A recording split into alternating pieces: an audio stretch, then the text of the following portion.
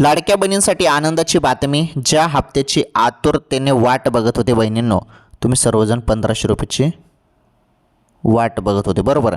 आता हप्ता तुमच्या खात्यामध्ये येणे सुरू झाले. हो, 1500 रुपयाचा हप्ता 19वा हप्ता होता तो आता वाटप त्याची सुरू होत आहे.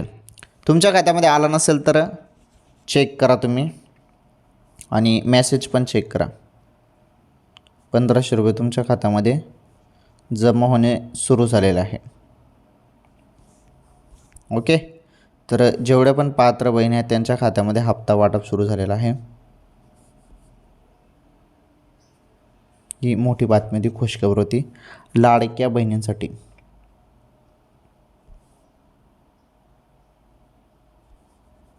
कोणत्या क्षणी हप्ता येईल जरी आला नसेल तर अजून. ओके.